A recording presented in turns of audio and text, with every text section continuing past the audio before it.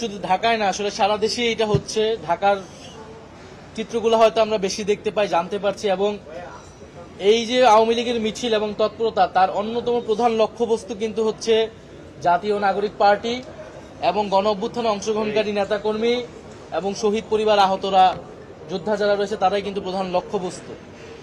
ফলে আমরা মনে করি যে অবশ্যই সরকারের এখানে সক্ষমতার অভাব রয়েছে। পুলিশ বাহিনীর যেই রিফরমেশন প্রয়োজন ছিল সেই রিফরমেশন হচ্ছে না, এবং পুরা সরকার এবং রাষ্ট্রযন্ত্রের ভিতর থেকে আশকারা পাচ্ছে বলেই আওয়ামী লীগ এই তৎপরতা করার রাজপথে করার সুযোগ পাচ্ছে। আমরা আহ্বান জানাবো, আওয়ামী লীগের বিরুদ্ধে যখন সকল রাজনৈতিক দল, জনগণ এবং সামাজিক শক্তিগুলো ঐক্যবদ্ধ হয়েছিল, সেই ঐক্য আওয়ামী লীগের বিরুদ্ধে, ফ্যাসিবাদের বিরুদ্ধে আমাদের সবসময় প্রয়োজন।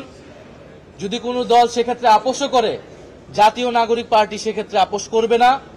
ফ্যাসিবাদের বিরুদ্ধে, ফ্যাসিবাদী ব্যবস্থার বিলোপে এবং আওয়ামী লীগকে বাংলাদেশ থেকে বিতাড়ন করা এবং বিচারের আওতায় আনতে যে লড়াই জাতীয় নাগরিক পার্টি শুরু করেছে, সেই লড়াই অব্যাহত থাকবে। আমাদের জীবন যাক, আমরা ক্ষতিগ্রস্ত হই, কিন্তু আমরা এককভাবে হইলেও এই লড়াইটা চালায় যাব।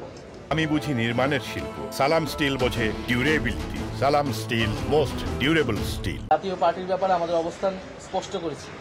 বিশেষত সাম্প্রতিক গণ অধিকার পরিষদের সভাপতি নুরুল হক নুরের উপরে জাতীয় পার্টি নিষিদ্ধের কথা বলার যে হামলাটা হলো সেনাবাহিনী এবং পুলিশ আইন শৃঙ্খলা বাহিনীর দ্বারা, সেটি কিন্তু অনেক উদ্বেগজনক এবং তার বিচারও কিন্তু আমরা এখনো পাই নাই। সেই তদন্তের আসলে কি হলো সেটা আমরা পাই নাই। সেটারও আমরা সেই তদন্ত যাতে প্রকাশ করা হয় এবং তার বিচার নিশ্চিত করা হয়।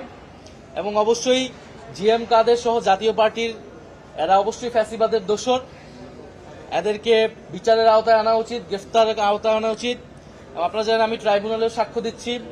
ট্রাইব্যুনালে কিন্তু এখন ব্যক্তি হিসেবে শেখ হাসিনা সহ কয়েকজনের বিরুদ্ধে ব্যবস্থা নেওয়া হচ্ছে বা মামলা চলমান। আমরা মনে করি এটা দল হিসেবে আওয়ামী লীগের বিরুদ্ধে তদন্ত শুরু করে বিচার কার্যক্রম শুরু করা উচিত, কারণ ট্রাইব্যুনালের কাছেও কিন্তু যথেষ্ট পরিমাণ তথ্যপত্র এখন এসেছে।